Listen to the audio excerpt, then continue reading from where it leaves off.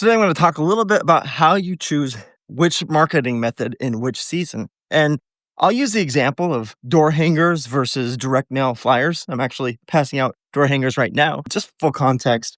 Right now, it's kind of getting to the end part of summer. We're middle to end of August, and kids are just back to school this last week. So things are kind of ticking upward again.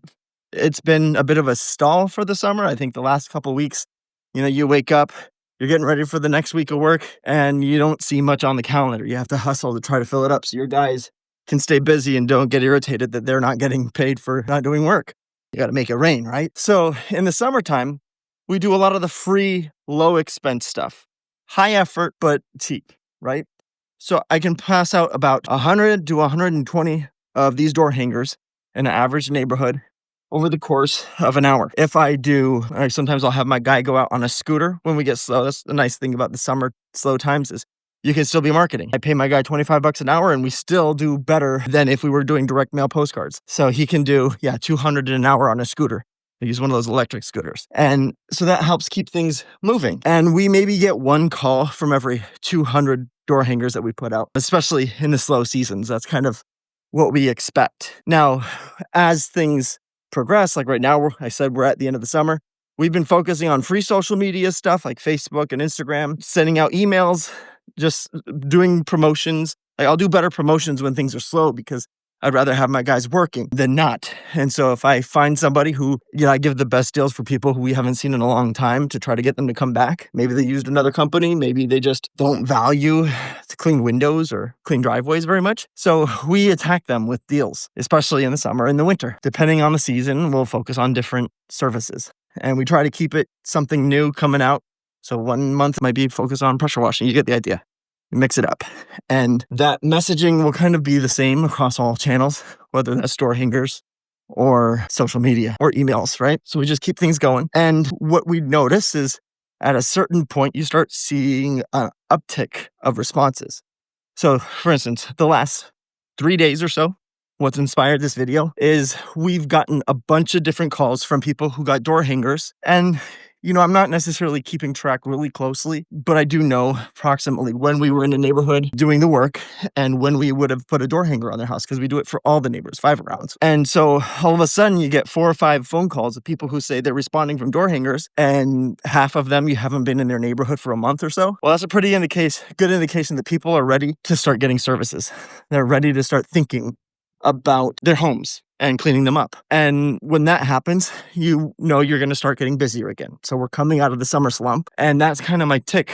When I start getting more calls than normal from something like that, I know, okay, things are gearing up. Now we have jobs booked out for the next 2 weeks. Not every day is full yet, but it's an indication that the fish are swimming and they're ready to eat some bait.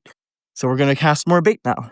And that's when I start transitioning from the free stuff to where I'll do more paid stuff. Now, if you're doing Facebook and social media, Instagram, things of that nature, hopefully you've done a bunch of free ads and you can kind of go back into your meta page and you can take a look at all the different responses that you've had over the past couple months. And whichever videos got the most traction or whichever posts got the most responses, you can know that the algorithm kind of liked it. And so you can either boost that post in particular, or you can craft a new one that's based on that. Like, sometimes you might have a rainy day and you're saying something about the rain. You just kind of show up live or something and you talk about it. Well, maybe you're trying to do an ad and it's not raining anymore. So that particular post might be irrelevant, but maybe there was a hook or something you said, the first line that you said that caught people's attention, or a deal that you did that people responded to well.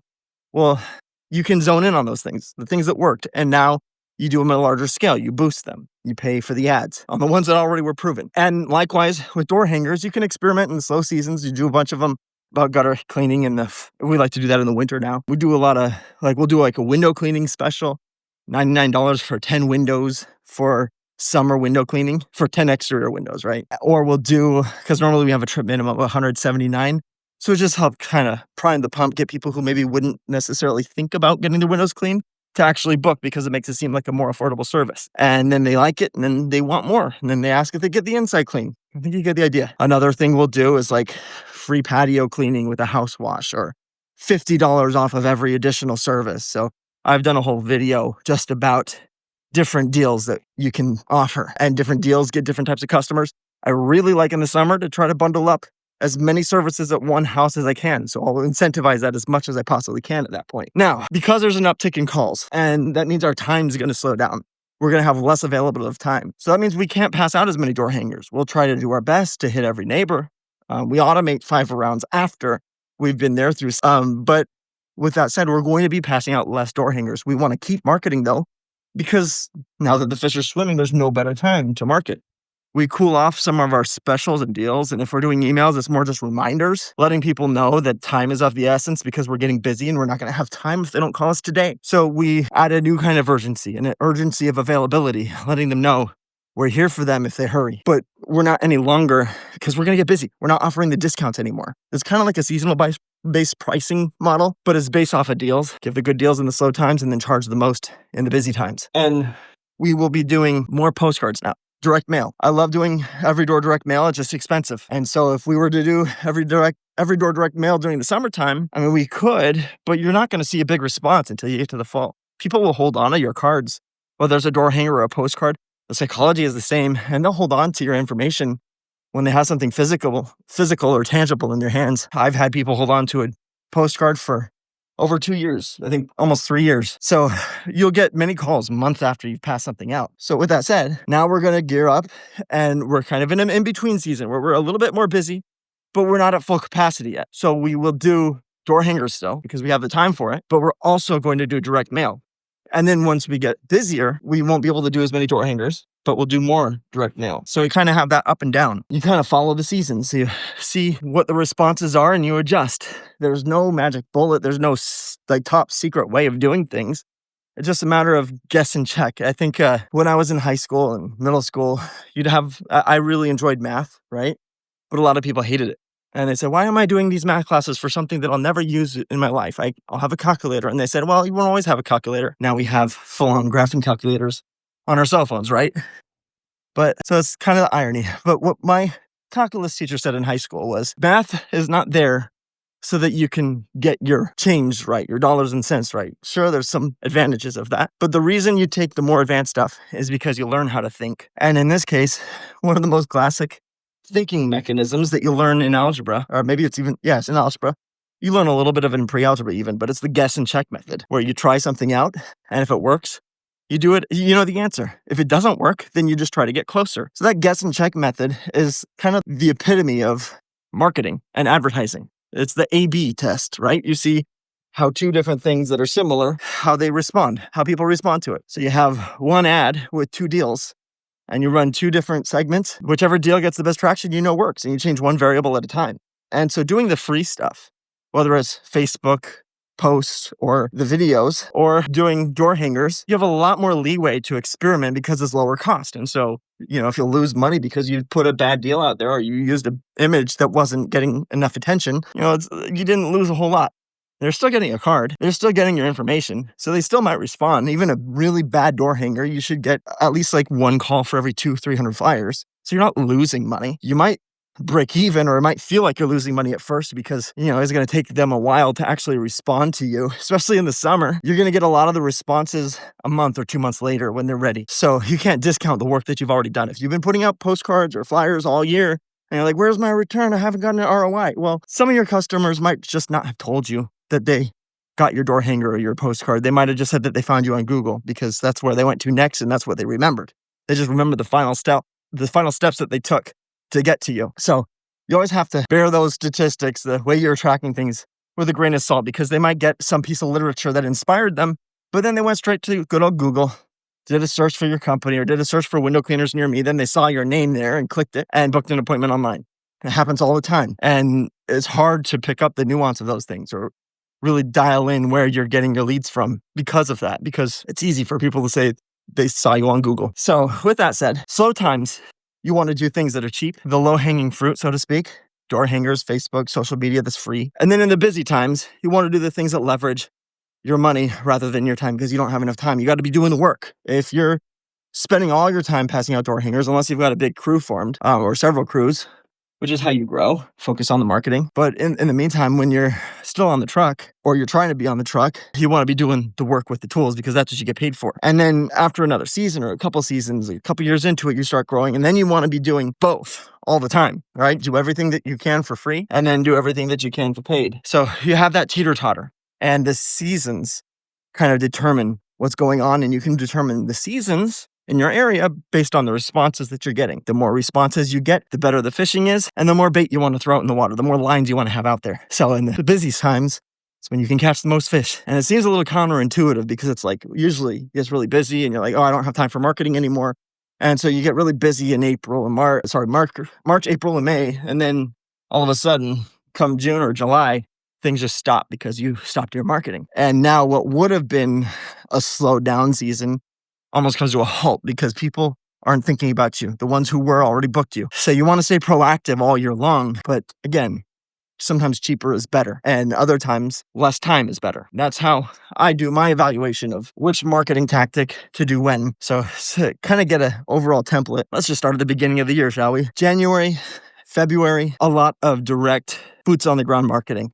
Social media posts all the time as much as we can. Every day, you want to do something. Even multiple posts a day is great. You don't expect necessarily to have a huge response for that, right? But you're just expecting that people will have a better chance of seeing you, knowing you, liking you, remembering you, and then eventually they'll choose you. You get into March.